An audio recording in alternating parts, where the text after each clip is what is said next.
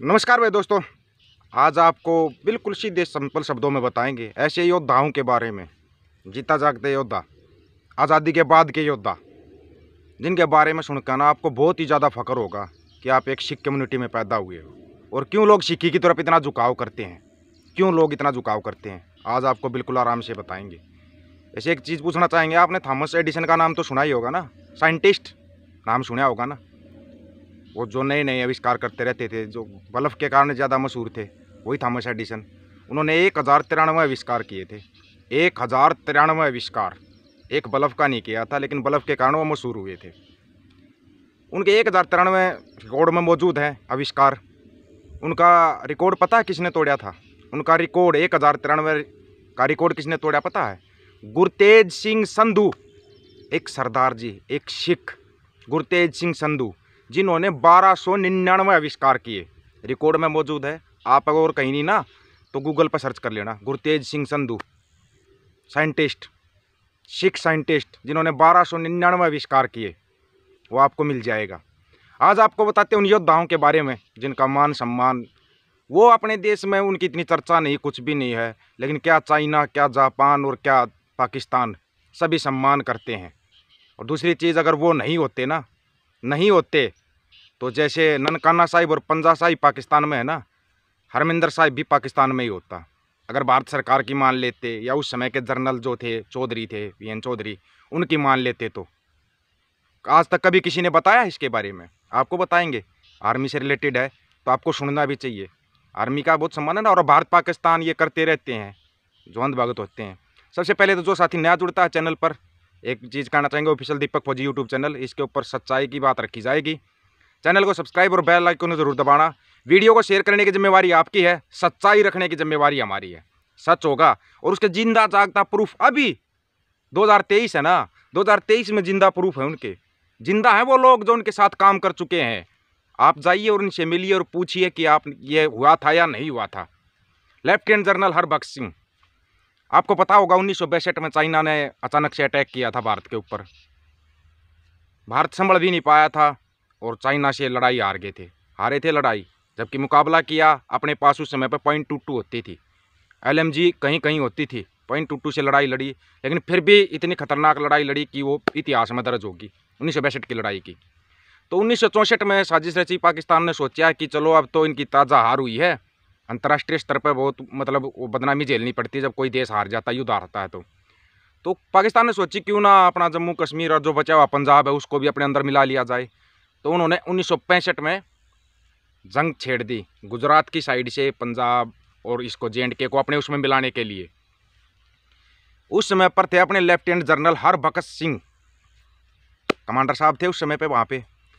Lieutenant general Harbakhsh Singh के ना जो ADC रहे हैं, ADC एक लेफ्टिनेंट या कैप्टन होता है ADC, वो ADC रहे थे जो वर्तमान समय में जिंदा है ना, पंजाब के भूतपूर्व मुख्यमंत्री कैप्टन अमरिंदर सिंह। उनसे पूछ लेना लेफ्टिनेंट जनरल हरबख्श सिंह कौन थे, वो आपको बता देंगे। पूरा मोटा मोटा बताते हैं आपको। अगर पूरा इतिहास बताने लगे ना तो वो, क्योंकि द्वितीय विश्व युद्ध के दौरान वो बंदी भी रहे थे जापान के अंदर। जापानी सैनिकों ने भी उनको सैल्यूट किया था, क्योंकि उस समय ब्रिटिश गवर्नमेंट ने पूछा था कि उन जापानी अफसरों के नाम बता दो। वो चाहते तो बता सकते थे। उनके भाई थे गुरबख्श सिंह, उनके साथ ही आर्मी में थे colonel.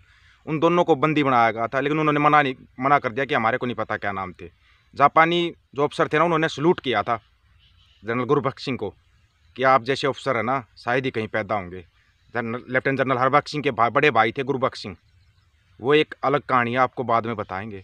Lieutenant general Harbakhsh Singh को आदेश मिला जब पाकिस्तान ने अटैक किया कि आप पीछे आ जाइए, पीछे हटकर यहाँ से अपना वो मुकाबला करेंगे पाकिस्तान ने जो अटैक किया है। क्यों? क्योंकि ताज़ा 1962 में लड़ाई आ रही थे, कोई ज़्यादा समय नहीं हुआ था। लेफ्टिनेंट जनरल हरबख्श सिंह ने पता क्या जवाब दिया था? सोच के देखिए आप क्या जवाब दिया होगा। 1947 में भारत पाकिस्तान का बंटवारा हुआ था, ये सबको पता है, और उस बंटवारे में सबसे ज़्यादा बंटवारा पंजाब का हुआ था।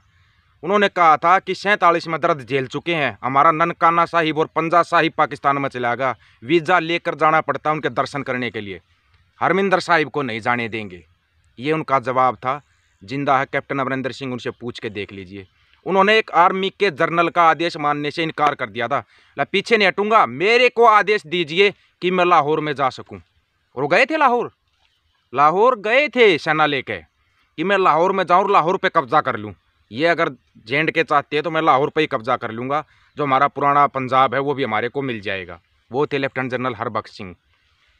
चौधरी साहब ने कहा कि ऐसा नहीं हो सकता। उन्होंने कहा या तो आप बात कीजिए, उस समय पर प्रधानमंत्री थे लाल बहादुर शास्त्री। बोला या तो आप लाल बहादुर शास्त्री जी से बात कीजिए, नहीं तो बात फिर हम करते हैं खुद उन्होंने बोला था कि मैं खुद बात कर लूँगा या आप बात कीजिए। जनरल VN चौधरी साहब जो थे कसम में रह गए। उन्होंने साफ आदेश मानने से इनकार कर दिया, लेकिन सेना ना एक कच्चे धागे से बंधी होती है। उन्होंने फिर भी कहा कि मैं आपसे मिलना चाहता हूँ। चौधरी साहब उनसे मिलने आए थे तो उन्होंने कहा था ठीक है, अगर आप आदेश देना चाहते हो तो लिखित में आदेश दीजिए कि उल्टा हटना है, लिखित में दीजिए और मेरे साथ वहाँ मोर्चे के ऊपर चलिए जहाँ पर जवान लड़ रहे हैं। मोर्चे पे ही रहना पसंद करते थे वो। उनकी बेटी है हरमाला, आप उनसे भी पूछ सकते हो, लेफ्टिनेंट जनरल हरबख्श सिंह की बेटी। 1965 की जंग और हरमिंदर साहब को बचाने वाले लेफ्टिनेंट जनरल हरबख्श सिंह, उनका एक किस्सा और बड़ा ही मशहूर है। आपको पता है जब 65 की जंग हो गई थी, सब कुछ हो गया था, तो संयुक्त राष्ट्र की तरफ से भेजे गए थे चिल्ली के जनरल मरम्बियो कि आप इनका जाइए समझौता करवाइए। 65 की लड़ाई के बाद जंग जीत गया था, भारत जंग जीत चुका था। मोरबियो का टेंट बीच में था, जनरल जो चिल्ली के जनरल थे उनका टेंट बीच में था। एक तरफ पाकिस्तान का टेंट था, एक तरफ भारत का टेंट था। जब वहाँ पर जनरल हरबख्श सिंह पहुँचे तो वहाँ पर जनरल राणा आए हुए थे पाकिस्तान की तरफ से। तो उन्होंने जाते ही हरबख्श सिंह ने कहा कि मैं इनसे मिलना चाहता हूँ, वो मेरे साथ पढ़े हुए हैं, सब कुछ है। कितने साल हो गए इनसे मैं मिल नहीं पाया, क्योंकि लाहौर में पढ़ाई हुई थी जनरल हरबख्श सिंह की। उन्होंने उसको बाहों में भर लिया, गले लगे। तो जनरल मोरबियो ने वहाँ पे एक बात बोली थी, अब इस बात को ध्यान से सुन लेना, ये भारत पाकिस्तान चलाने वाले ध्यान से सुनना इस बात को, कि मुझे तो समझ में नहीं आ रहा कि तुम लोग लड़ क्यों रहे हो आपस में, लड़ाई किस बात की जब आप लोग गले मिल रहे हो। तो 1965 सोचने वाली बात है ये, लेकिन लड़ाई कहाँ पे होती है, लड़ाई सियासतों की होती है, लड़ती फिर सेना है, ये भी आप याद रखना इस बात को। 1965 के युद्ध के बाद दिल्ली के सिख समुदाय ने बंगला साहिब गुरुद्वारे में प्रधानमंत्री लाल बहादुर शास्त्री और जनरल हरबख्श सिंह को सरोपा देकर सम्मानित किया। उन्होंने लाल बहादुर शास्त्री जी को एक तलवार भेंट की थी। सबको पता है कद बहुत छोटा था अपने भूतपूर्व प्रधानमंत्री लाल बहादुर शास्त्री जी का, लेकिन उनके विचार बहुत बड़े थे। विचार इतने ऊंचे थे कि आसमान को छूते थे, कद भले ही छोटा था। तो उन शास्त्री जी ने अपनी बगल में बैठे जो तलवार भेंट की थी ना, वो शास्त्री जी के कद से भी लंबी तलवार थी, जो दिल्ली गुरुद्वारा साहिब के अंदर उनको भेंट की गई थी। तो उन्होंने शास्त्री साहब ने बगल में बैठे जनरल हरबख्श सिंह का हाथ पकड़ा था, उठाया और तलवार उनको भेंट की। तो शास्त्री जी ने वहाँ पे एक लाइन बोली थी, उस लाइन को ध्यान से सुनना। बोला मैं तो धोती प्रसाद हूँ, पर मेरे जनरल धोती प्रसाद नहीं है। वो तलवार आज भी जनरल हरबख्श सिंह के परिवार के पास है, आप लोग जाके देख सकते हो। ऐसे ऐसे जनरल हुए हमारे देश में, हरबख्श सिंह, जिनका कि नाम कहीं देखा आपने इतिहास में, कहीं उनका नाम सुना क्या? सुना कहीं पे नाम? नहीं सुना होगा। मोदी मीडिया कभी जिक्र कर दिया करो ना, आप भारत पाकिस्तान का बहुत जिक्र करते हो, कभी जिक्र कर दिया करो ना। क्या आया था क्या, कहाँ पे तुम्हारा कोई खाकी चड्डी वाला था क्या उस 1965 की लड़ाई में? आया क्या कोई खाकी चड्डी वाला? एक सिंह, एक सरदार, जिसने कि पासा ही पलट दिया था। और आपको एक चीज़ और बताते हैं, 1962 की लड़ाई के दौरान है ना, एक बार ड्यूटी लगी थी सिर्फ कुछ दिनों के लिए। अगर वहाँ पर भी मौका मिलता ना लेफ्टिनेंट जनरल हरबख्श सिंह को, थोड़ा मौका मिलता तो पासा ही पलट देते 62 की लड़ाई का, क्योंकि उनका दिमाग 4 कदम आगे चलता था। जैसे पाकिस्तान ने अगर जम्मू पे अटैक किया ना, तो वो सीधा लाहौर पे अटैक करने में विश्वास रखते थे। वो चाइना को भी हरा सकते थे, इतना हमारे को भरोसा है, हमारे जनरल के ऊपर भरोसा था हमारे को। लेकिन मौका नहीं दिया। उस समय की सियासत जो थी, लाल बहादुर जवाहरलाल नेहरू जो था ना, उसने कुछ और ही सोचा हुआ था। ये जो पीछे बैठे रहते हैं, दिल्ली बैठे रहते हैं, ये लड़ाई हारो या जीतो इनको मतलब नहीं। जितने ज़्यादा जवान शहीद होंगे उनके नाम पे ना ये वोट मांगेंगे, ये अपना वोट बैंक देखते हैं। और जो बॉर्डर पे सेना लड़ती है ना, जो सैनिक बॉर्डर पे लड़ता है, उसको पता वो किस लिए लड़ रहा है, वो अपने देश के लिए लड़ रहा है, और ये देश को बेचने के लिए हमारे को लड़ाते हैं ये, ताकि जितने ज़्यादा जवान शहीद होंगे उतनी ज़्यादा वोट मांग सके। आज की ताज़ा हालात यही है। और हाँ, अगर किसी को कोई शक हो ना, तो जाइए कैप्टन अमरिंदर सिंह से जाके पूछिए कि लेफ्टिनेंट जनरल हरबख्श सिंह के आप ADC रहे थे, कैसे थे लेफ्टिनेंट जनरल हरबख्श सिंह? अनुशासन वाले, अनुशासन के पक्के, और हर समय पूरा विचार करते रहते थे कि कहीं से भी अटैक आ जाए तो उसको कैसे बचा जाता है। लड़ाके थे, बहुत बड़े लड़ाके। ऐसे ऐसे सिख योद्धा हुए हैं हमारे देश के अंदर, ऐसे ऐसे सिख योद्धा, आज़ादी के बाद के योद्धा हैं ये। योद्धाओं का सम्मान करना सीखो।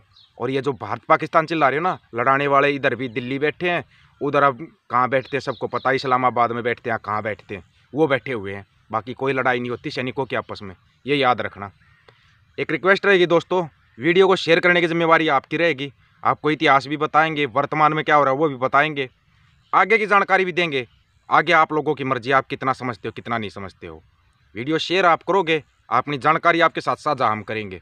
बाकी इतिहास बहुत बड़ा है, जितनी इसमें गहराई के अंदर तक जाएंगे ना, उतना ही हमारे को पता लगता जाएगा। सभी साथियों को राम राम, नमस्कार, आदाब, सत श्री अकाल। वीडियो को ज़्यादा शेयर, चैनल को सब्सक्राइब और बेल आइकन को जरूर दबाना, ताकि आपके पास नोटिफिकेशन पहुंचता रहे।